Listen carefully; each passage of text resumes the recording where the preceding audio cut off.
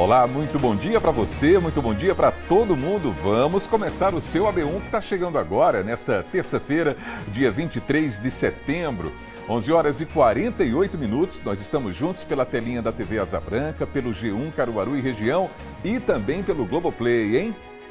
Vamos ver como é que está o clima aqui em Caruaru nesse momento. Vamos dar uma olhada. A previsão do tempo está dizendo que o dia deve ser de sol entre nuvens, muitas nuvens a gente vê agora aqui na capital do Agreste, nesse ângulo bonito da cidade. À noite, o tempo pode ficar parcialmente nublado, hein? Agora a temperatura está aí, ó, na tela, marcando 29 graus. E a mínima não deve passar dos 20.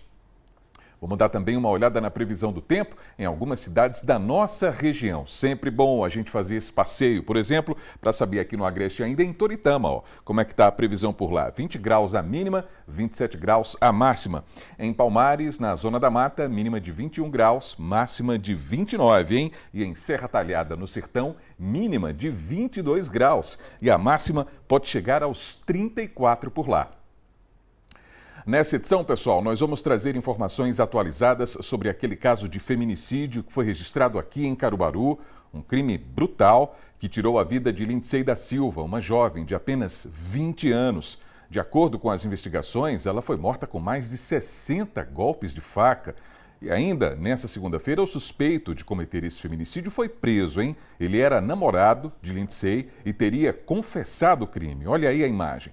A gente vai trazer todos os detalhes daqui a pouco. Fábio Gomes está com a gente ao vivo e vai trazer os principais assuntos do nosso portal. E olha, infelizmente a violência não para. Fábio vai falar sobre uma tentativa de homicídio que foi registrada aqui em Caruaru. Não é isso, Fábio? Bom dia para você.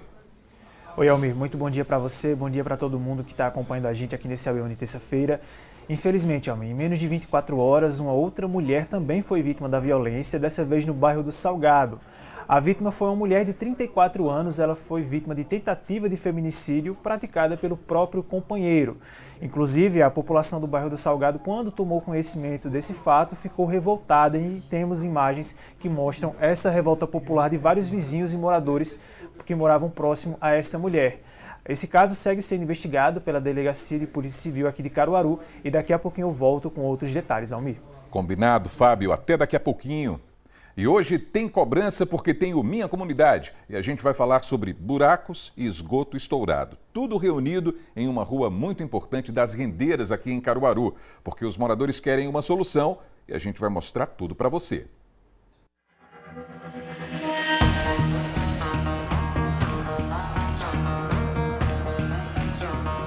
Carro pequeno o motociclista sabe que não aguenta isso. O cara vinha sem perceber esse buraco aí quando ele tá cheio d'água.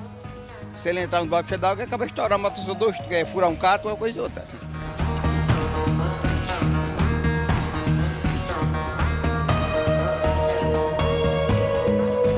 Se a pessoa não tiver cuidado, é atropelada aqui. O povo tudo subindo nas calçadas, as motos passam tudo subindo nas calçadas, é capaz de atropelar os pedestres.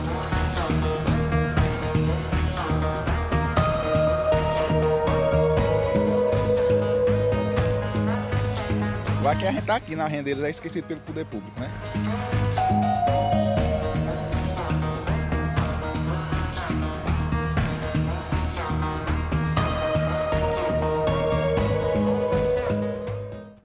E Gessé Ascioli é quem vai fazer essa cobrança de hoje, hein? Na verdade, essas cobranças, porque são muitos os problemas, como a gente viu. Não é, Gessé? Um bom dia para você. Isso mesmo, Almir. Bom dia para você, bom dia para quem está nos acompanhando. Olha só como é que está aqui a situação nesse momento, que é um horário de muita movimentação de veículos, né?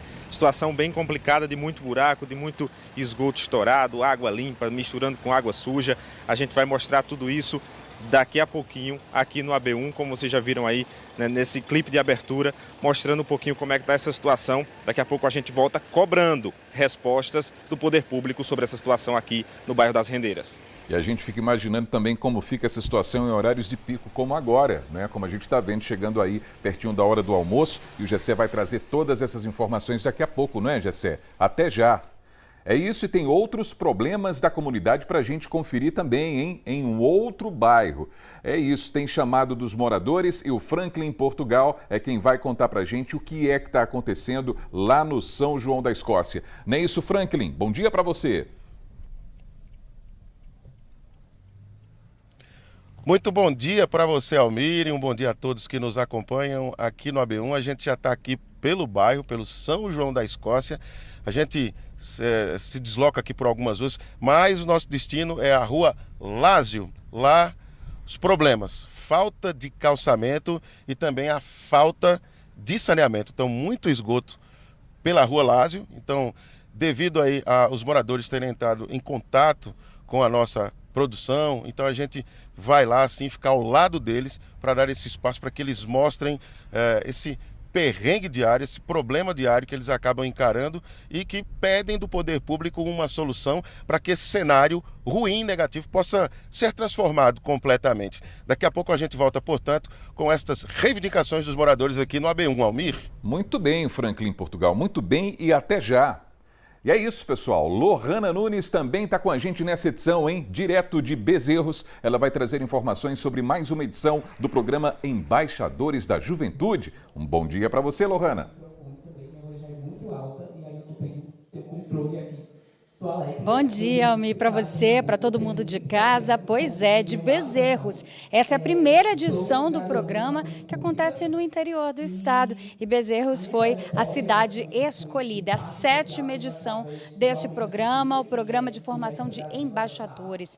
Isso significa que são 25 jovens de todo o estado, inclusive de Caruaru. A gente tem aqui uma jovem de Caruaru, 4 jovens aqui de Bezerros e outros tantos municípios do estado aqui presentes nesse processo de capacitação que vai durar durante toda a semana e vai prepará-los para as atividades sociopolíticas que eles já promovem aí, realmente são ativistas aí nas comunidades onde eles estão.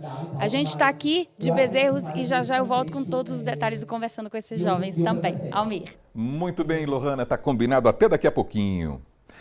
E agora vamos até o Agreste Meridional, a gente vai ver como é que está o tempo em Garanhuns. Olha aí, ó, céu azul, não é? Tempo mais aberto por lá, se a gente comparar com aquelas imagens que a gente viu aqui da capital do Agreste. Por lá o dia deve ser assim, de sol, com nuvens e possibilidade de garoa à noite, hein? É o que diz a previsão do tempo. A temperatura lá em Garanhuns nesse momento marca 27 graus. A mínima deve ficar em torno dos 19. E agora a gente vai para o intervalo. Daqui a pouquinho a gente vai voltar a falar sobre a chamada PEC da blindagem. A gente segue de olho, hein? Porque aconteceu a aprovação na Câmara dos Deputados, você lembra? Mas agora a votação segue para o Senado. E nós fomos ouvir os 3 senadores por Pernambuco sobre essa proposta. Todos os detalhes daqui a pouquinho no seu AB1 que já começou. 11h56, a gente volta já.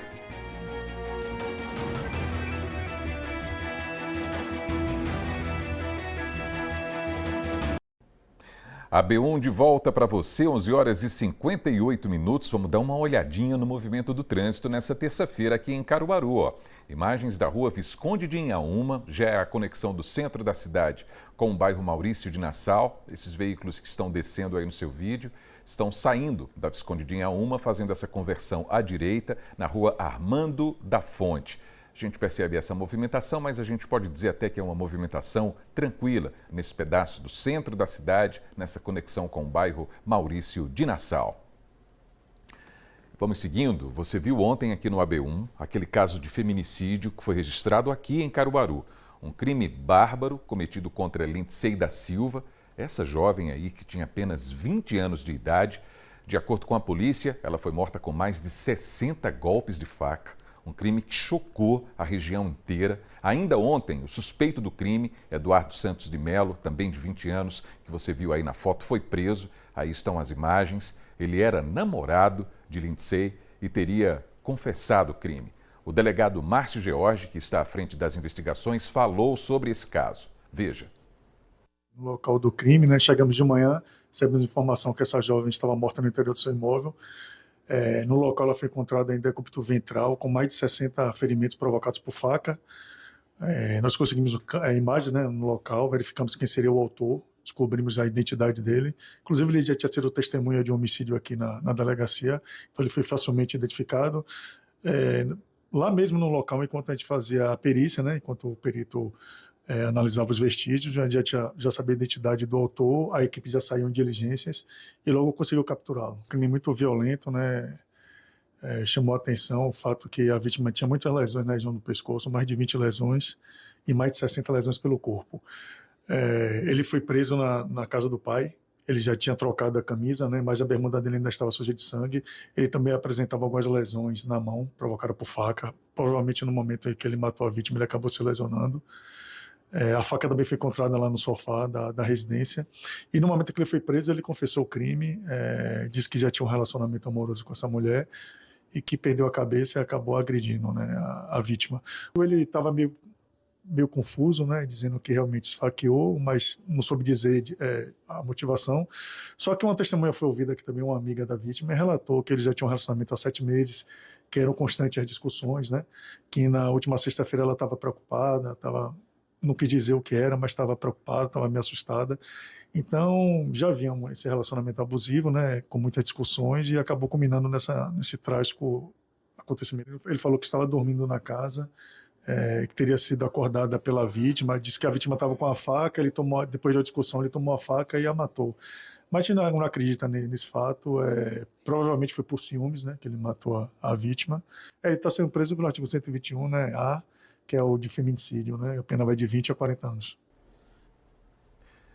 Agora, 12h, 1 minuto, vamos conversar com o Fábio Gomes, direto da redação, para saber o que é notícia no G1 Caruaru e região também. Fábio, teve mais um caso de violência contra a mulher aqui em Caruaru, não é isso? Uma boa tarde para você. Oi, Almir, muito boa tarde para você, boa tarde para todo mundo que acompanha a gente nesse ABEUN de terça-feira. Infelizmente, mais um caso sim, Almir, inclusive em menos de 24 horas. Porque ontem à noite, uma mulher de 34 anos também foi vítima de uma tentativa de feminicídio no bairro do Salgado. O suspeito é o companheiro dela, um homem de 24 anos. Ele acabou esfaqueando ela diversas vezes e essa mulher ela foi socorrida para o hospital regional aqui do Agreste e precisou passar por cirurgia. Esse caso foi registrado pela delegacia aqui de Caruaru e está sendo investigado pela Delegacia da Mulher aqui da cidade. O caso foi registrado como tentativa de feminicídio e nós recebemos inclusive diversos vídeos de moradores do bairro que também ficaram sabendo desse caso, ligaram para a polícia militar para socorrer essa mulher e ficaram revoltados. Essas imagens mostram justamente esse momento em que diversos moradores vizinhos dessa mulher ficaram revoltados e saíram para a rua para ver o que é que estava acontecendo. A gente segue acompanhando esse caso, essa mulher passou por cirurgia e a Polícia Civil informou que investiga para identificar quem foi o autor desse crime. Até o momento ele não foi localizado. Inclusive na nossa reportagem do G1 tem diversas opções de canais de comunicação para que as pessoas possam denunciar crimes contra a mulher. Alguns desses contatos são, por exemplo, a Central de Atendimento à Mulher, pelo telefone 180. Tem também que ele funciona 24 horas por dia, de segunda a sexta-feira e também em feriados. Tem também, e nos finais de semana, e também o número da Polícia Militar, que pode ser contatada pelo 190 no momento em que o crime estiver acontecendo. Existem ainda outros canais de comunicação, como por exemplo o Disque Denúncia do Agreste, tem também os próprios telefones das delegacias aqui de Caruaru, e essas informações podem ser conferidas acessando aqui o nosso portal, Almir. E essas informações são sempre importantes demais. A gente está vendo toda essa mobilização, essa movimentação das pessoas nessa rua, mas o Fábio trouxe esse detalhe que está lá no G1 para você acessar, que são os canais de denúncia. E é muito importante reforçar esses canais de denúncia, porque a gente não precisa esperar a violência chegar ao seu ponto mais extremo, que é quando um homem agride uma mulher. Essas agressões, essas formas de violência também começam no jeito de se dirigir a ela, no tratamento, no tom em que se fala com as mulheres, e a gente pode perceber isso nas ruas às vezes, na vizinhança, no apartamento vizinho. Então, quando há uma movimentação estranha, suspeita, quando há já essa violência verbal, a gente já precisa ficar atento, porque às vezes a vítima se sente sem coragem de denunciar, ela se sente acuada, e é aí que entra o nosso papel cidadão, o papel do homem e da mulher que não podem permitir que esses casos de violência aconteçam. Está aí essa informação muito importante no G1. E também tem informações sobre o concurso nacional unificado, para a gente mudar de assunto, né, Fábio?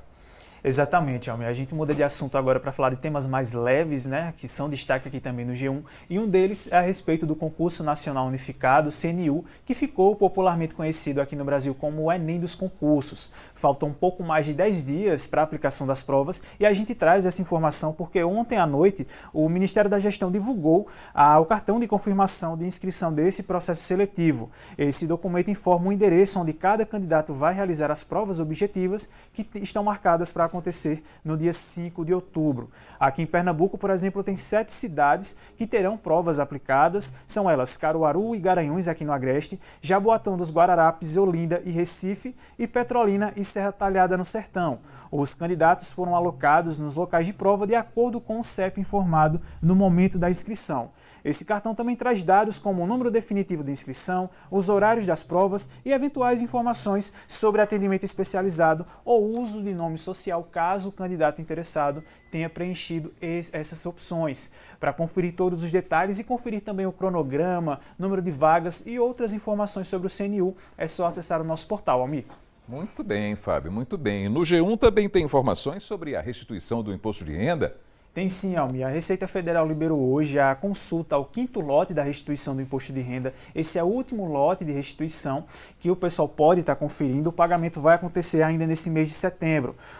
Ao todo, mais de 380 mil contribuintes serão contemplados com o valor total de crédito de mais de R$1 bilhão. Esse lote ele inclui também restituições residuais de exercícios anteriores e os pagamentos estão previstos para acontecer no dia 30 de setembro.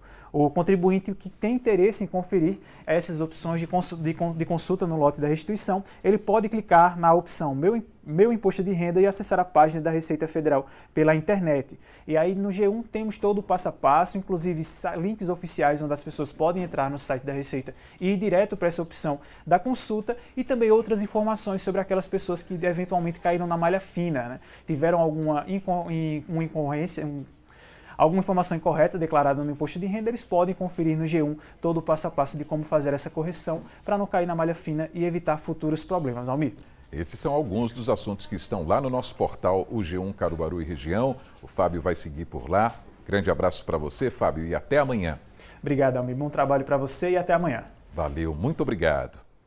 12h07. Agora a gente vai falar sobre a movimentação política lá em Brasília, porque aquela movimentação reflete na nossa vida no país inteiro.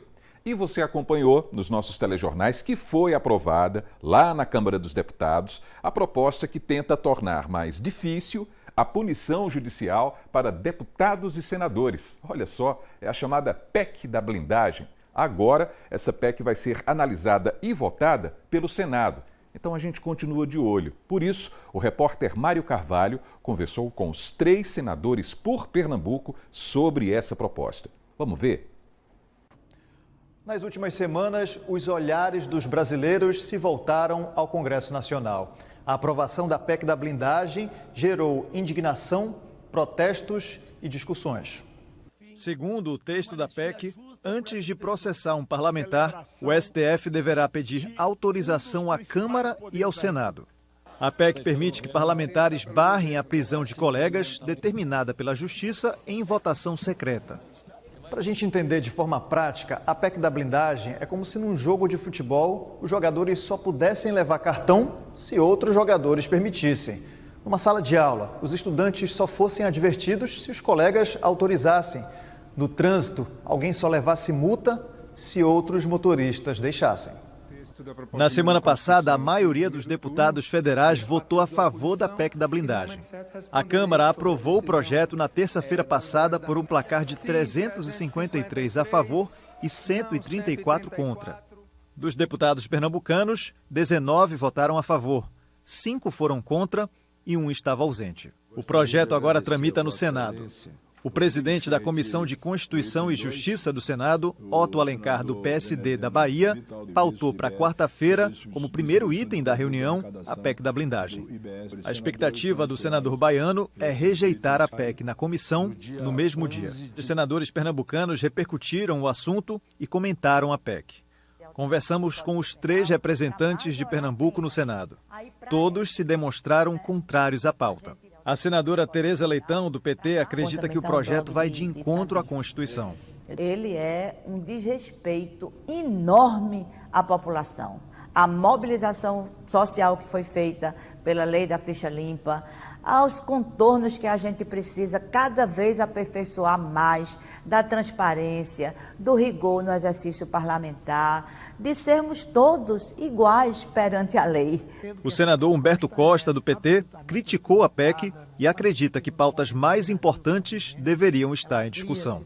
O Congresso Nacional precisa se preocupar com outras pautas, votar, por exemplo, a isenção do imposto de renda para quem ganha até R$5.000, garantir a ampliação da proposta que faz com que as pessoas tenham direito a pagar menos pela energia elétrica. Tudo isso tem que ser prioridade no debate sobre os problemas do país e não alguma coisa que vai dar um tratamento especial para deputados e senadores. O senador Fernando Dueire, do MDB, também é contrário ao projeto pelo tratamento especial que ele daria aos parlamentares. Não há de ter privilégios. Um parlamentar que é preso em flagrante, ele não pode ser absolvido por um voto secreto, que é o que eles querem nessa PEC. Quer dizer, até presidentes de partido estariam também protegidos, quando o cidadão comum não tem essas prerrogativas. É isso, a gente vai seguir acompanhando também e trazendo essas informações aqui no seu AB1. Agora a gente vai para o Minha Comunidade. A cobrança de hoje é em relação a uma das principais ruas, uma das principais vias do bairro das Rendeiras aqui em Caruaru, hein? Então, Gessé Acioli está chegando ao vivo para falar sobre essa situação e mostrar tudo para a gente agora. Gessé, boa tarde para você. Oi, Almir, boa tarde para você, boa tarde para quem está nos assistindo. A situação por aqui é essa: movimento grande de veículos passando por esse trecho todo esburacado. Essa é a rua Major João Coelho, aqui no bairro das Rendeiras, uma das principais ruas aqui do bairro, com grande movimentação, com ligação para outros setores da cidade. E a situação é essa: muito buraco, esgoto estourado, água suja, as pessoas nesse momento circulando, voltando do trabalho para aquele horário de almoço. Também as crianças, passaram muitas crianças com os pais agora caminhando a pé, não tem nem onde passar, porque a calçada que fica aqui ao lado de onde tem esses buracos, grande movimentação, mas tem hora que está dividindo com os veículos. Os motoristas estão passando por cima da calçada, as motocicletas. A gente vai conferir uma reportagem agora mostrando como é que está, porque esse é apenas um trecho de muitos dos problemas que tem aqui nessa região. Vamos conferir. Bairro das Rendeiras, um dos mais populosos de Caruaru. É também um dos que mais sofrem com a falta de estrutura. São inúmeros buracos, esgoto estourado e vazamentos de água limpa. Na principal rua do bairro, a Major João Coelho, onde se concentra grande parte do comércio da localidade, grande fluxo de veículos e pedestres, é também uma das mais críticas e vem acumulando uma série de problemas. Nesse trecho, próximo a uma das praças mais movimentadas, encontramos poças de água limpa oriunda de vazamentos se misturando com esgoto estourado, criando uma extensa poça que impossibilita a travessia dos pedestres. A água acumulada também prejudica o asfalto e contribui para o surgimento de buracos.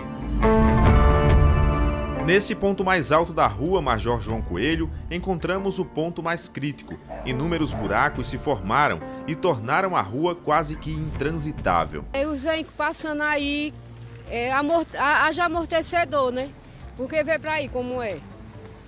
Se a pessoa não tiver cuidado, é atropelada aqui. O povo tudo subindo nas calçadas, as motos passam, tudo subindo nas calçadas, é capaz de atropelar os pedestres. O povo fica ali na parada de ônibus, capaz de ser atropelado pelas motos, porque as motos quando desce com tudo. Quando sobe é a mesma coisa. Estão passando aqui por dentro do buraco porque tá vendo vocês aqui filmando, porque senão tava tudo passando em cima da calçada. Quem trabalha com transporte e passa todos os dias pelo local vai acumulando prejuízos ao longo dos últimos meses. É o caso de Janailson. Faz mais de 2 meses que está essa situação difícil de passar. Eu trabalho com um aplicativo e é difícil. O trecho fica na frente de uma obra de construção de uma creche do governo do estado. Moradores reclamam que o vazamento de esgoto tem possível relação com a obra. Desde que foi iniciada, a água suja começou a aparecer. No lado oposto, um outro problema grave. Na calçada, um ponto de ônibus, mas com a grande quantidade de buracos na via, os condutores estão acessando o local que é onde funciona o ponto de ônibus. Flagramos vários veículos passando onde os pedestres ficam. Enquanto conversávamos com seu Maviael sobre os riscos de acidentes, flagramos uma moto que passa bem próximo do entrevistado. A maioria é sempre assim, não tem por onde eles passar, né? Buraco muito grande aqui, esse buraco não é de hoje. Quando tampa buraco é na época do inverno, não segura nada. Sabe que o asfalto com canto molhado não segura. Tem que vir o carro da Compesa para limpar o bueiro, daí que estoura ali toda hora, para poder secar, poder fazer esse trabalho. Porque fazer com água tá botando, enxugando o gelo com pano fino. E essa água apareceu desde quando? Rapaz, essa água está com uns 2 meses ou mais, isso aí, mais de 2 meses isso aí, é a situação aí. Devido a essa obra, os ônibus para sair só você vendo, só pela misericórdia. Os carros pequenos, o motorista sabe que não aguenta isso. O cara vinha sem perceber esse buraco aí quando ele está cheio d'água. Se ele entrar no buraco cheio d'água, ele acaba de estourar uma motor, quer furar um cato, uma coisa ou outra. Assim. O problema é esse, o problema é sério aqui. E os moradores reclamam pela falta de atenção dos órgãos públicos. Vai que a gente está aqui na Rendeiras, é esquecido pelo poder público, né?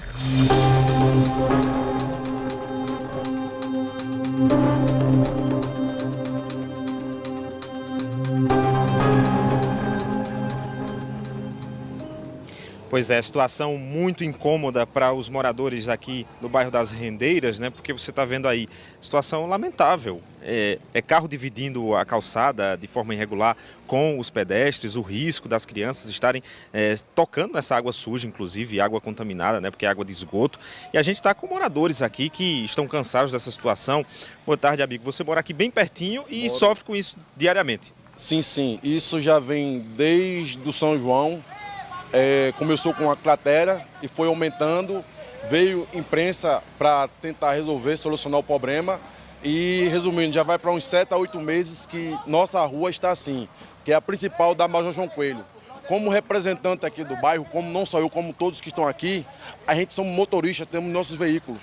Está acabando com suspensão. Semana passada uma pessoa caiu de moto aqui, um amigo meu paulista que mora aqui entrega almoço, entrega negócio da Shopping, passou aqui atrasado para levar a filha para o colégio e o pneu estourou, ficou quadrado. Então a gente quer soluções. Pois é, solução. Olha só, o movimento do pessoal voltando da escola, né, dividindo aí junto com os veículos essa situação lamentável. A gente está aqui, eu vou pedir para o Edvaldo mostrar um pouquinho aqui a placa, porque esse é um ponto de ônibus. Na realidade, né, um ponto de parada, porque não tem nenhuma coberta, não tem nada aqui para os moradores, né, para quem espera o ônibus aí. Na reportagem você viu. A gente estava entrevistando o cidadão enquanto uma moto passava na calçada e acabou quase que batendo no senhor. A dificuldade dos veículos passarem, né? Olha aí, o pessoal passando de bicicleta, passa de moto, né? Molha os pés para quem está de moto. Os ônibus têm maior dificuldade de passar porque são veículos pesados, então naturalmente há uma demora para passar.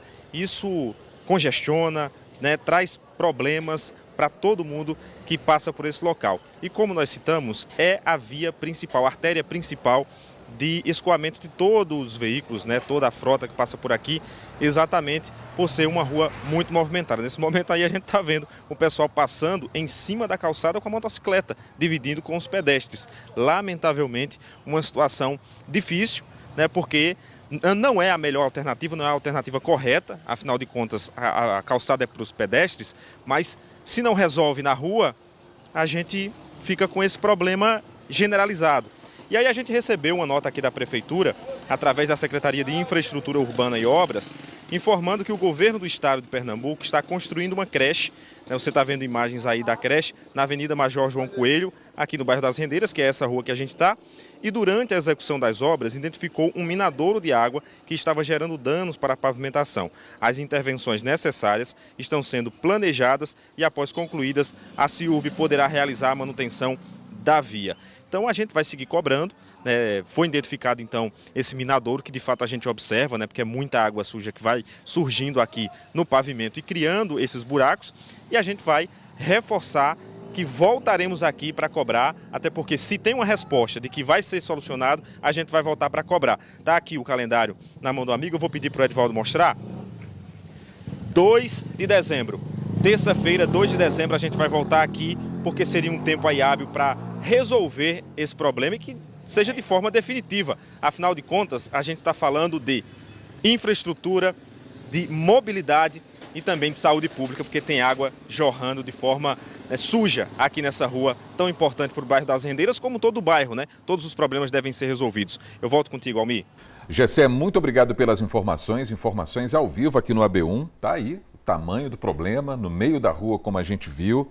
Haja buraco, não é, para o pessoal passar todo dia e enfrentar todas as dificuldades, motoristas, pilotos também com as suas motocicletas, lembrando, não é para subir na calçada, é claro, ninguém quer estar passando numa rua desse jeito, quer livrar o veículo para evitar um prejuízo, evitar um tombo, mas não pode também gerar um outro problema, que é subir na calçada, justamente no local que tem ponto de parada, mesmo que não tivesse, não pode, não é? A calçada é para o pedestre, mas está aí o problema, um problema muito sério e muito grande, e a gente vai seguir acompanhando sim. Gessé, muito obrigado pelas informações. Olha aí o ônibus tentando passar por lá também. E a gente fica pensando que isso é uma linha, não é? Que passa por aí várias vezes ao dia. Tá sério demais, hein, pessoal? Então é isso, ó. A gente está falando de problemas que estão espalhados pela cidade, porque quase todo dia a gente está aqui de olho nesses buracos, quase todo dia. Você tem acompanhado com a gente. Outra coisa, quase todo dia a gente também fala sobre esgoto estourado, não é assim? É um assunto que se repete demais. E nessa cobrança de hoje a gente viu essas situações reunidas em um mesmo lugar, tudo junto. Então a gente vai reforçar esse compromisso com os moradores das Rendeiras. No dia 2 de dezembro, terça-feira, que é o dia do Minha Comunidade, a gente vai retomar essa demanda por aqui, ao vivo. E vamos seguindo com o seu AB1.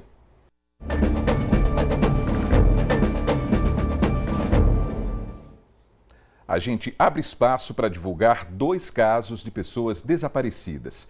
O primeiro caso é do José Miguel da Silva. Ele tem 47 anos e está desaparecido desde o último dia 30 de agosto. Esse aí da foto. O José mora em Gravatá. Ele foi visto pela última vez na zona rural do município. Então, se você tiver alguma informação sobre o José Miguel, o telefone para contato é esse, ó, 99322-5973. O segundo caso, pessoal, é de um jovem de 22 anos. O José Fábio dos Santos mora aqui em Caruaru. É esse aí da imagem também. Ele está desaparecido desde a última quinta-feira. A família de Fábio diz que até agora não tem notícias dele. E se você tiver alguma informação sobre o José Fábio, o telefone para contato é o 99283-7617. Chegou a hora do intervalo, daqui a pouquinho tem o AB Esporte. Se é terça-feira, é dia dos gols do GE, para a gente também trazer assuntos leves. Tem as jogadas de mestre, ó, para a gente conferir, hein? O seu AB1 volta já, 12h, 22 minutos agora.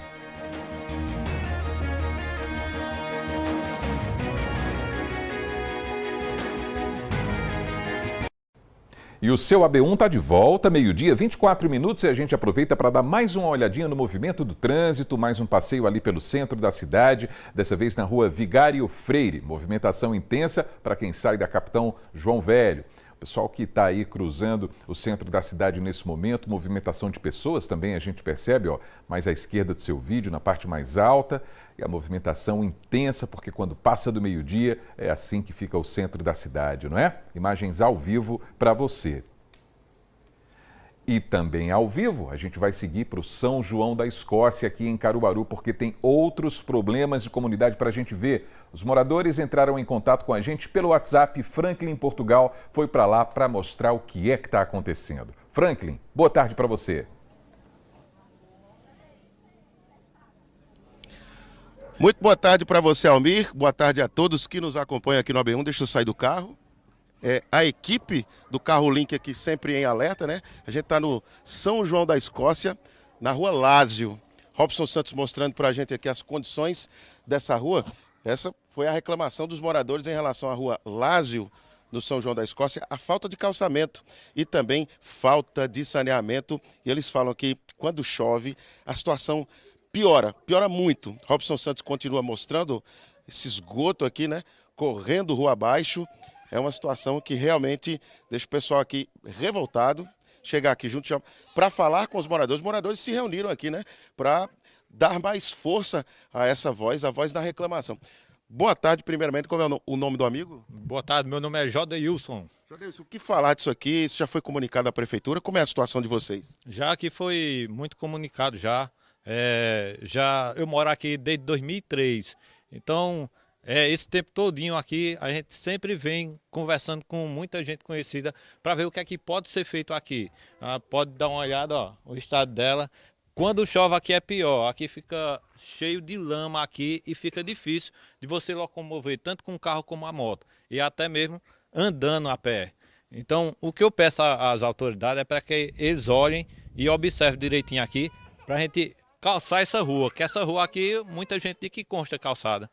Ok, muito obrigado pela participação. Chega aqui para conversar com a Vanessa, até um risco também, Vanessa, boa tarde para você. Boa tarde. Algum idoso, né, passar aqui, escorregar e sofrer uma fratura, né? Com certeza. A minha mãe mesmo foi uma delas, quase que ia caindo nessa chuva que teve agora, que aqui fica mesmo um quiabo, né? Uhum. Aí aqui, ela mora aqui desde faz 25 anos, desde o ano 2000, e essa rua não sai do papel, tanto essa como a de trás, a Bérgamo e a Florença. Os calçamentos chegam na esquina e nada do calçamento. Apesar de reivindicação e nada. Com certeza, nada. E ainda mais consta na prefeitura que ela é calçada e saneada. Cadê o calçamento e saneamento? Consta que é saneamento porque os próprios vizinhos se reuniam. Mas, mesmo assim, está correndo esgoto por conta que já vem de outra rua de cima. Perfeitamente. Muito obrigado por conversar aqui com a amiga. Como é o nome? Márcia. E aí, o que dizer diante dessa situação? O poder público precisa ouvir vocês, né? Precisa. Olha, a gente quer uma providência sobre isso. A gente já pediu, e é a mesma reclamação que a gente tem a dizer, que consta na prefeitura que está calçada, mas como está calçada se a gente continua dentro da lama? Ou seja, no período que não chove poeira, no período que chove lama? É lama e esgoto. Aí a gente quer uma providência que a prefeitura olhe com carinho, os poderes públicos olhem com carinho para a gente, um pouquinho, para a gente poder resolver isso.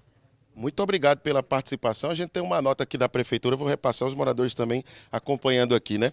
Olha, a Prefeitura de Caruaru, através da Secretaria de Infraestrutura Urbana e Obras, a CIUB, informa que em relação à demanda dos moradores da Rua Lázio, aqui no São João da Escócia, a equipe de projetos irá ao local para fazer o levantamento das demandas e incluir o serviço no cronograma futuro de ações com a aplicabilidade tão logo os recursos financeiros estejam disponíveis. A gente vai continuar acompanhando, saber dos moradores se essa equipe vai estar presente aqui para ouvir as demandas dos moradores aqui da Rua Lázio, no São João da Escócia. A gente segue se monitorando a situação aqui para que os moradores possam ter a satisfação de ver tudo isso mudado aqui. Almir? Exatamente, Franklin, para que esse cenário aí desapareça, não é, meu amigo? Porque, francamente, nada pior do que procurar o órgão público, chegar lá para pedir uma providência e alguém dizer, ó, mas aqui consta que está calçado, aqui está dizendo que está com saneamento também na sua rua. E, ó, como é a realidade da pessoa que mora lá. Com tantas casas, como a gente vê aí dos dois lados, ó, como é que é o dia a dia dessas pessoas, hein? Como é que fica a qualidade de vida dessas famílias, das crianças, dos idosos? Bom, providências precisam ser tomadas. A gente ouviu a nota que a Prefeitura mandou, o Franklin leu para a gente, que essa equipe técnica vá até o local, faça essa avaliação, converse com os moradores também, explique quais as providências que serão tomadas, porque a população precisa se sentir minimamente respeitada com essas informações também por parte do poder público. A gente vai seguir acompanhando, uma saudação para todos os moradores e a gente se solidariza com esse cenário lamentável aí, torcendo para que tudo seja resolvido. Muito obrigado, viu, Franklin? Vamos seguindo, pessoal. Agora é 12h30, a gente vai mudar de assunto, a gente vai até Bezerros, porque essa terça-feira marca a abertura da 7ª edição do programa Embaixadores da Juventude por lá. Jovens de todo o estado participam de capacitações relacionadas à justiça social e de prevenção à violência, por exemplo. Então, Lohana Nunes está chegando ao vivo e tem todos os detalhes, não é isso, Lohana? Boa tarde para você.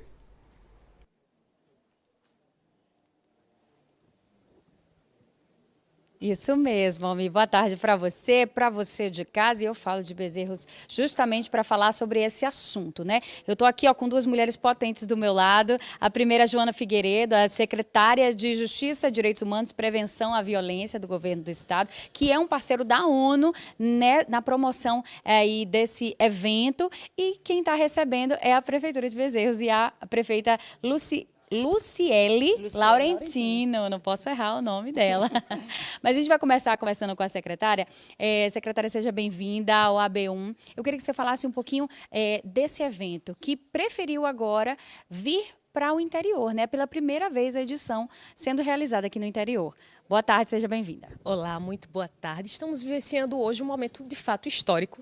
A primeira vez que a edição dos Embaixadores da Juventude aporta no interior, no agreste pernambucano, sendo muito bem recebidos pela prefeita de Bezerros. Então essa é uma parceria consolidada e exitosa entre o governo do estado de Pernambuco e a ONU, junto ao Escritório das Nações Unidas, o PNUD. A gente tem um acordo de cooperação técnica em que o governo do estado aporta um recurso financeiro para que isso seja transmitido através de ações efetivas na prevenção à violência. Então, a secretaria a qual estou à frente, ela carrega essa política de prevenção à violência, e essa atuação com os embaixadores da juventude vem para esse fomento da cultura de paz, transformar essa juventude ainda mais como agentes multiplicadores nos seus territórios. Aqui a gente tem uma representatividade de jovens de todas as regiões do estado e está sendo um momento muito rico e muito bonito ao longo dessa semana, muita coisa boa.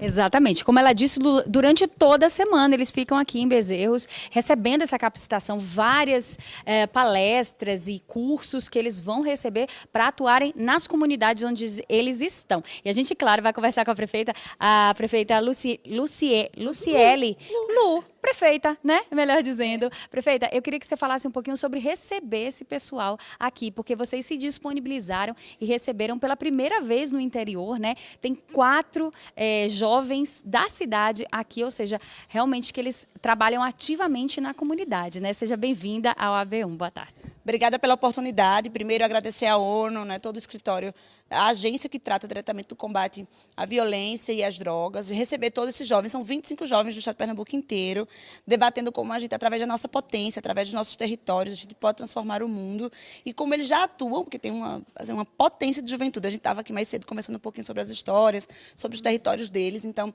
a gente sabe que está no caminho certo, e recebê-los aqui em Serra Negra, em Bezerros, para a gente é um privilégio, de fato. Esperamos, obviamente, que saiam muitas ideias boas, muitos projetos bons, e que animem esses jovens e outros jovens, obviamente, a fazerem a diferença no local onde eles vivem e onde eles atuam. Exato, já estão fazendo, pelo que a gente viu aqui, a apresentação deles. Obrigada, prefeita, obrigada, secretária, pela apresentação. Eu vou mostrar um pouquinho desses jovens aqui, ó. Tem gente de Caruaru? Deixa eu mostrar, faz um sinalzinho aí, ó. Gente de Caruaru, de Petrolina, de Exu, de outras tantas comunidades, inclusive comunidades quilombolas, comunidades indígenas também, todos eles aqui para aprender e desenvolver o trabalho ativista que eles já vêm fazendo dentro da comunidade. Eu continuo aqui, vou contar mais detalhes no AB2 também, viu, Almir? Eu volto contigo aí no estúdio. Perfeitamente, Lohana. Tá combinado. Bacana a gente ver, não é? Jovens embaixadores debatendo aí, ó, em Bezerros, imagens ao vivo. Valeu, Lohana. Bom trabalho para você. E tá chegando o AB Esporte. Como de costume, na terça-feira vamos conferir os golaços da região. Então, Herbert Ramos está chegando com tudo. Uma boa tarde para você, Herbert. Olá, Almir, boa tarde para você, boa tarde para todo mundo ligadinho aqui no AB1. E hoje é terça-feira, dia 23 de setembro, estamos na segunda metade do mês, mas a turma segue animada, marcando os golaços pela região. Simbora conferir mais uma edição dos Gols do GE. Mais uma terça-feira na área e a turma tá agitada, fazendo um gol bonito atrás do outro. Simbora conferir a edição do Gol do GE de hoje. No começo da nossa lista temos o Ronaldo, de Bom Conselho. Roda! Ronaldo, a turma mandou o seu vídeo pra gente e ressaltou que era o seu aniversário. E não é que no dia de soprar as velhinhas mais uma vez, o Ronaldo foi pro racha? Foi e fez bonito. Recebeu na frente, no ataque e finalizou com firmeza para marcar esse belo gol. Idade nova e faro de gol renovado. Valeu, Ronaldo!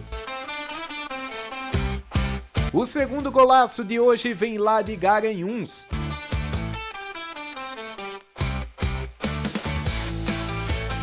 O Anselmo fez uma boa jogada individual e acertou em cheio a finalização. Ele recebeu o passe no setor de ataque, limpou muito bem a marcação do zagueiro e bateu forte para balançar as redes. Mostrou ter habilidade e qualidade de especialista.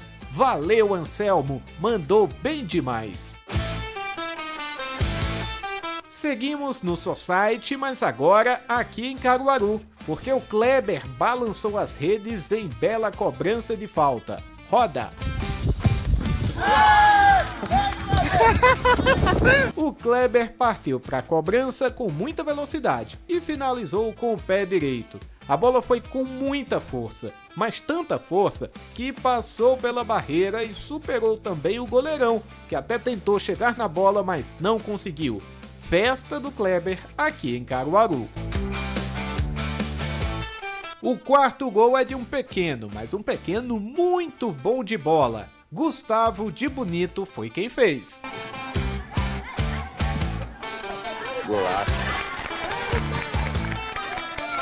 O garoto dominou próximo ao meio do campo, ajeitou o corpo e soltou um chutaço. Aquele famoso lance de rara felicidade. O goleiro até tentou chegar, mas essa finalização tinha endereço certo. Que golaço! Sensacional! Parabéns ao Gustavo! Encerrando a lista de hoje com um gol surpreendente. Borrego de Pesqueira quer concorrer ao Puskás, meu amigo. Leva Borrego! Gol! O Borrego estava de goleiro, ficou com a bola e simplesmente resolveu decidir o jogo. Passou por um, por dois, avançou e bateu no alto da rede para marcar um golaço. Esse literalmente jogou sozinho e tirou onda demais com essa jogada. O nível tá aumentando, viu? Até o goleiro precisa ser marcado. E com esse golaço terminamos mais uma edição do Gol do GE. Até a próxima terça. Valeu!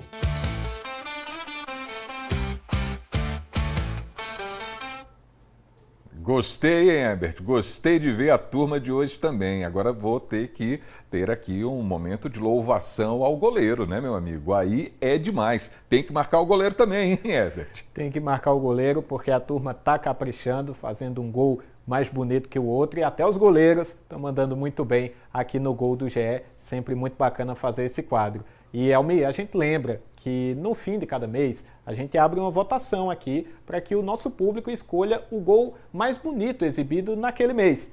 E no mês passado, em agosto, o vencedor foi o Marcelo de Alagoinha, vencedor da enquete do Gol do GE. Já está aparecendo aí na tela as imagens do Marcelo. Ele veio aqui na sede da TV Asa Branca, conheceu as nossas instalações, vestiu a camisa, recebeu aí o prêmio por ser o gol mais bonito, o autor do gol mais bonito do mês de agosto. E você que está em casa, continue enviando os vídeos dos golaços seus, de um amigo, nesse WhatsApp que está aparecendo aí na sua tela. Quem sabe o próximo premiado não pode ser você. Então, tá o convite feito e agora eu faço um outro convite. Um convite para a turma de Altinho, aqui pertinho de Caruaru, também no interior, também aqui no Agreste. Amanhã, a partir das 11 da manhã, um pouquinho mais cedo também, a turma já vai estar se movimentando. Caravana do GE com o Thiago Medeiros lá em Altinho. O evento vai acontecer em frente à Igreja Matriz, na Praça Júlio Rodrigues Filho,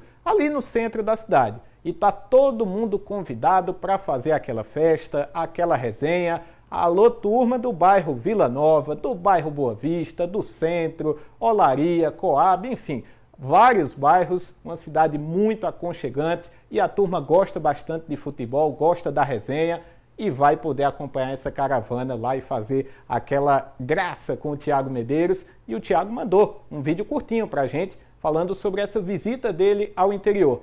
Minha joia, amanhã é resenha garantida lá em Altinho, né? Conta pra gente, Thiago.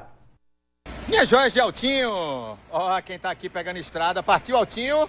Partiu Altinho, nesta quarta-feira, aí na Praça da Igreja Matriz, a partir das 10h30 da manhã, Globo Esporte ao vivo de Altinho, a caravana do GE, pegando a estrada para estar aí no Agreste com vocês, tá bom? 10h30 da manhã, eu e toda a equipe do Globo Esporte estamos por aí. Altinho, estamos chegando, de moral. Tá feito o convite, todo mundo de Altinho não tá nem convidado, tá convocado a comparecer e fazer parte dessa resenha na caravana do GE. Deixa eu fazer um outro convite também. Os principais destaques do esporte regional, cobertura completa dos nossos clubes, segunda divisão do futebol pernambucano, já estão lá no GE Caruaru e região. Eu vou ficando por aqui. Até amanhã, Almir. Valeu, viu, Herbert? Até amanhã. Vamos para o intervalo agora. No próximo bloco tem o Me Conte Sua História e a gente vai conhecer a trajetória do Walter José dos Santos, um chefe de cozinha que hoje é dono de 2 restaurantes japoneses, hein? A gente volta já, 12h, 41 minutos agora.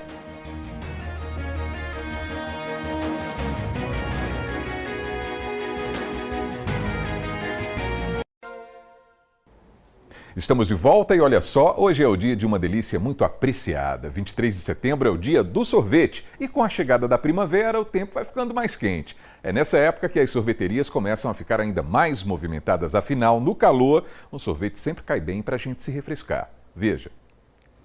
Setembro já dá sinais de que esse clima de temperatura mais baixa por aqui está prestes a dar um até ano que vem.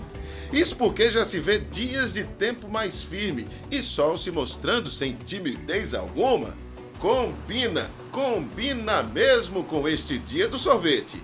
E sim, calor a mais é a comemoração certa para quem adora um.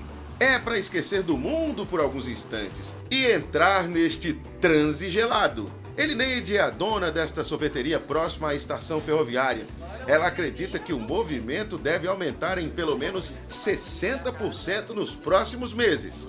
Com o freezer aberto, mostra o que tem de sabores.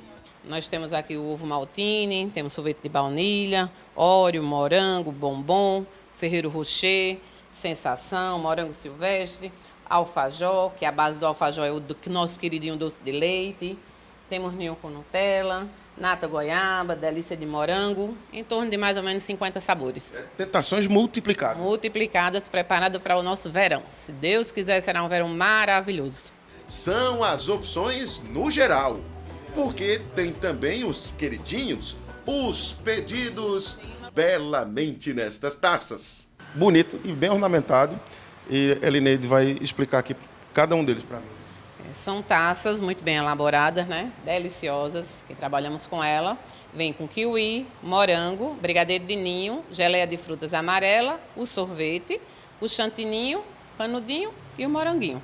A taça Maria Bonita é uma taça da região, vamos dizer assim, que vem com queijo do reino, vem com bolinho de rolo, o sorvete e aqui embaixo o brigadeiro de ninho.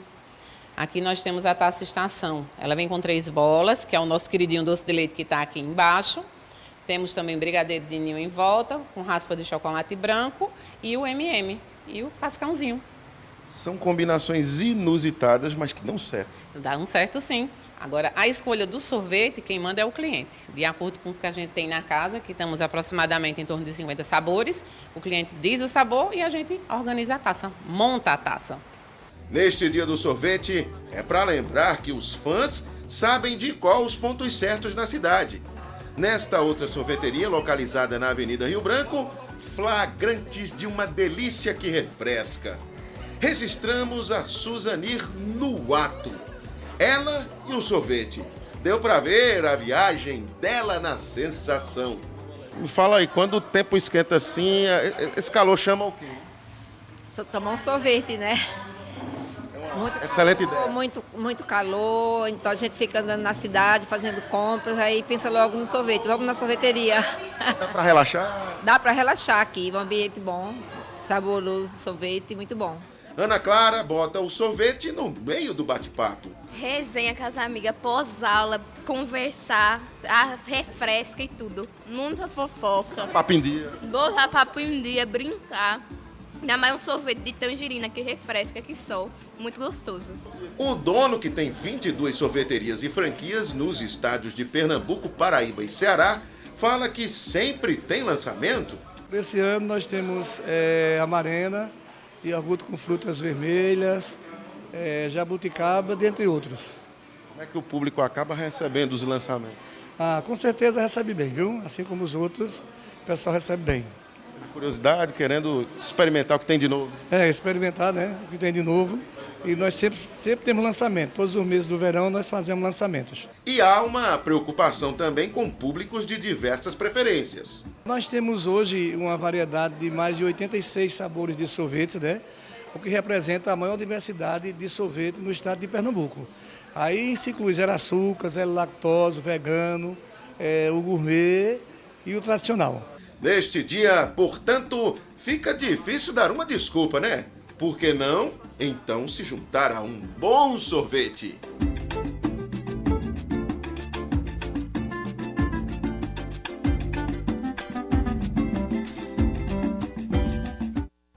Quantas delícias, hein? E agora vamos ver mais uma e conte sua história. Hoje tem um pouco da trajetória de um chefe de cozinha especialista em sushi.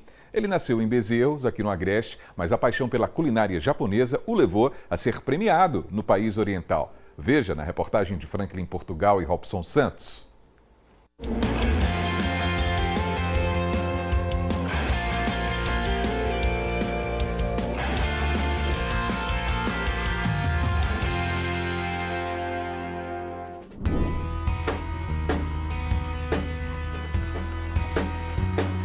Interagindo com a zona rural, descortinando caminhos, dando passagem para paisagens que valem ser notadas. Estamos quase chegando no sítio Remédios, conexão direta pela zona rural de Caruaru, mas esta localidade faz parte do município vizinho de Bezerros.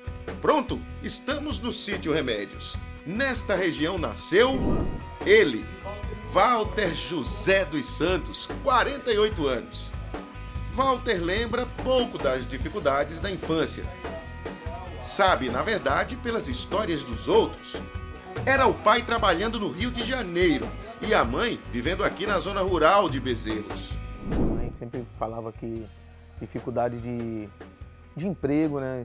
De conseguir o alimento, que meu pai morava no Rio de Janeiro e o que ela conseguia comprar era fiado, né? Porque naquela época eu fazia o fiado na venda, quando meu pai voltava ao Rio de Janeiro ele pagava, né? Meu avô e minha avó tinha criação, né? De cabra e vaca, essas coisas, mas a gente se alimentava disso. A dificuldade também de se locomover, que naquela época também não tinha muito transporte para cá, né? Era tudo a pé, que ia para a cidade, na feira, elas iam com uma muda de roupa, quando chegar lá trocava, por causa da poeira, da sujeira, né? Para poder ir na feira e depois voltava tudo de novo. Enquanto caminha na região em que nasceu, pertinho da turística Serra Negra, ele reflete sobre a escassez que batia a porta de forma incansável contra a família na época. A mãe teve uma ideia, ir morar no Rio de Janeiro com o marido. Só que as coisas lá deram errado. Teve separação. E a escassez continuou, desta vez em novo endereço. Capítulo Rio de Janeiro. Minha mãe já era separada do meu pai, então a gente sempre, meu irmão mais velho, trabalhava para poder ajudar minha mãe. Era uma mãe solteira, sem a ajuda do meu pai, porque naquela época ajudava ou não, né? Então ela não tinha ajuda do meu pai, então era uma mãe solteira para sustentar 3 filhos, sozinha, no Rio de Janeiro. Então foi muito difícil. Meu irmão começou a trabalhar cedo, eu comecei a trabalhar cedo. Para você ter uma ideia, eu comecei a trabalhar com 16 anos de idade. Através de um primo meu, que já trabalhava nessa empresa. E eu sempre quis trabalhar também para poder ter um dinheirinho para mim, para poder ajudar minha mãe, pagar um aluguel. Ele trabalhava numa distribuidora de produtos japoneses, no bairro das Laranjeiras. Eu ficava sempre perguntando, quando pintar uma vaga lá, me ajuda. Meu primo tinha uma Kombi agregada lá. E o meu primo mais novo, que trabalhava com ele, que era muito meu amigo, né? Eu sempre pedia para ir trabalhar. Aí uma vez pintou uma vaga e ele me chamou, eu com 16 anos de idade. Ah, nesta jornada de trabalho e buscando mudar a realidade de casa na cidade grande, longe do Nordeste, a cultura japonesa iria abrir uma porta importantíssima. Fazendo entrega num restaurante na Lagoa, tinha um japonês lá muito famoso. Na época ele tinha uns 9 restaurantes no Rio, o nome dele era Tanaka. Ele comprava muito, era metade de um caminhão só dele que vinha de São Paulo. Então o restaurante dele estava fechando, ele estava na recepção com a esposa dele, e eu subindo com as caixas nas costas, né? E A recepção tinha uma gravação chamada que falava assim, Irachai-Masê, significa seja bem-vindo. E eu subindo com as caixas, eu pensava, quem é você? Ele falava, quem é você, né? Aí eu parava assim, olhava pra câmera, sou eu da Cotobuque. Aí entrava, isso despertou um interesse e uma curiosidade no Tanaka, né? Ele fosse um rapaz tão novo, trabalhando, ele perguntou se eu queria aprender uma profissão. Na hora eu falei que não queria, que eu gostava de trabalhar nas entregas. Aí ele pensa direitinho, você vai aprender uma profissão e você tem a boa aparência, dá para trabalhar com sushi. Aí eu falei, vou pensar e falo com o senhor. Aí passou uns 3 meses, depois eu encontrei no restaurante, já tinha comentado com o pessoal do restaurante, né? Aí o pessoal falou, tu vai ficar carregando caixote pro resto da vida?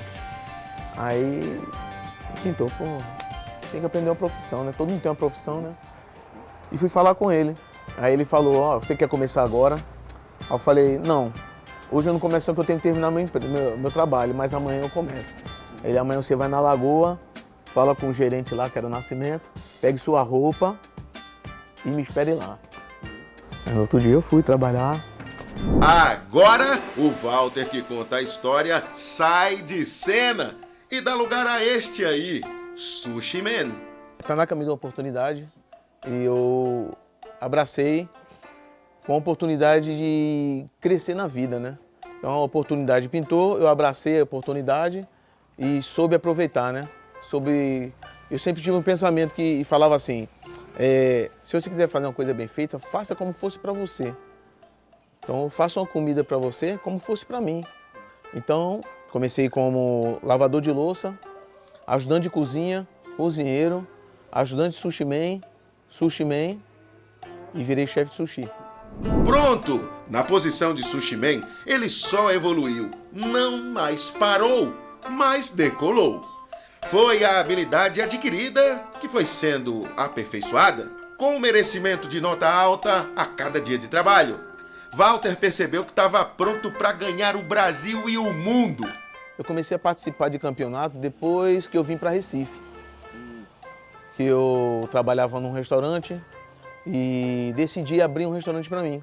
E falei para minha esposa que eu nunca mais ia trabalhar para ninguém. Depois desse dia, né, focar num restaurante para mim.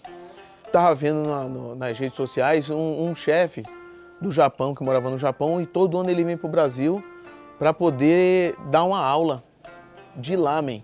Ele treinou um cara chamado Danilo Prado. É meu amigo hoje, nós somos amigos até hoje. Aí eu vi esse cara chegando no Japão com uma maletinha num campeonato. Aí eu falei, caraca, eu quero ser igual esse cara, velho. Então quando o japonês veio pro Brasil, eu falei, eu tenho que fazer esse curso. E eu não tinha dinheiro para pagar esse curso, que era caro. Na época acho que era R$700, eu não tinha dinheiro. Mas a passagem, mais o hotel, né? Aí eu falei, amor, ei. Ela, não, vamos juntar o que a gente tem e tu vai fazer esse curso. Aí eu juntei o dinheirinho que tinha e fui. Me inscrevi com ele, fiz o curso com ele, mas na verdade eu queria fazer o curso de lamen. Tava inspirado em fazer o curso de sushi, porque eu achava que sabia tudo. Eu trabalhei com japonês, não sei o quê, então sei tudo. Eu sabia algumas técnicas e muitas eu aprendi com ele. Então, foi uma virada de chave na minha vida. Aí fiz o primeiro curso com ele e ele falou assim, ó, o ano que vem vou estar de novo e vai ter a Copa Brasil. Porque você não participa, faz o segundo módulo e participa da Copa. E eu participei e eu competi com esse cara, o Danilo Prado. Então quando eu vi esse cara lá, eu falei, caraca, meu irmão, eu sou teu fã. Aí eu competi e perdi para o Danilo Prado por 1 ponto. Ele ficou em primeiro lugar e eu fiquei em segundo. Walter ganhou fama. Do Brasil partiu para passar um tempo no Japão, para estar entre a nata da culinária de lá. Aí o chefe falou assim, pô, você foi muito bem. Você pode agora tentar fazer a certificado de prata no Japão e você já está pré-classificado para o Mundial. Por que você não tenta? Aí eu, caraca, vim para São Paulo primeira vez, o Japão agora é um pulo danado, nunca saí nem do Brasil. Comprei a passagem parcelada em milhões de vezes, ainda tinha que pagar o curso dele, que era muito caro no Japão. E a primeira vez que eu participei do Mundial, competindo com o Danilo lá, que já tinha ficado em 7º no Mundial, e eu fiquei em 3º. Walter fez e faz bonito.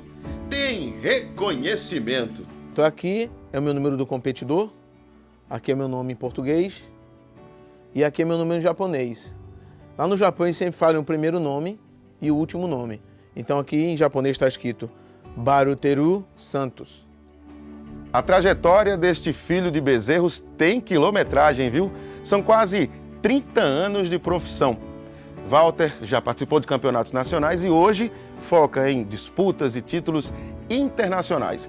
Aquele menino de origens humildes soube converter as dificuldades em, olha só, certificados, cursos e troféus valiosos e que são a marca dessa superação. Ele explica. Pronto, esse aqui é um curso que eu fiz no Japão, que foi em mês de junho até julho, né? Foi 18 dias. É um curso muito importante, que é um curso de gastronomia japonesa completo, onde tem pratos quentes, sushi, sashimi e sobremesa. E aí a gente ganhou esse broche aqui desse curso, que é o curso Masterchef do Sensei Ogawa, que é feito no Japão, na cidade de Narita. Esse aqui é minha faixa preta, que é um broche de faixa preta, que diz que você é apto e sabe realmente o que está fazendo. Você realmente é um faixa preta no sushi. E esse ano também eu recebi o segundo Dan na faixa preta. Eu era Nidan, Ichidan, né? Que Ichi é 1, Ni é 2. Hoje eu sou Nidan. Somente 2 pessoas no Brasil têm esse certificado, que sou eu e o meu sensei André Kawai, que é o embaixador do sushi do Brasil em Portugal. E aqui é o troféu do 3º lugar do ranking mundial. E quando alguns moradores de Bezerros souberam de um conterrâneo com talento gigante na cozinha japonesa... Sentimento de pertencimento para que todas as pessoas que pensam grande, pensam alto, não quer dizer que o lugar de onde elas saíram, elas sejam incapazes para buscar o melhor e para ser o melhor no que ela faz. Então, Walter é um exemplo do que a gente pode perseverar na vida e pode também chegar aonde quiser com a sua vontade própria. E ele é um grande exemplo para isso. É o hoje dono de restaurantes no Recife. Eu tenho 2 restaurantes, então eu tenho uns colaboradores que trabalham comigo, que são meus braços direitos. E se não fosse por eles, eu não poderia passar 3 meses no Japão, me dedicando a cursos, a mundial, sempre para trazer o melhor para o meu restaurante, para Pernambuco e para o Brasil. É muito bom competir, todo ano eu falo que não vou mais, mas isso aqui vicia, sabe? Eu só vou parar quando eu ser campeão. Brasil, obrigado por tudo. Pernambuco, conte comigo. E o ano que vem vou dar o meu melhor para ser o campeão, viu? Arigatou gozaimashita, yoroshiku onegaishimasu. A paciência japonesa, a técnica apurada e a perseverança de nordestino pernambucano. Pense em uns ingredientes que formam um vencedor. E sim, em nível mundial.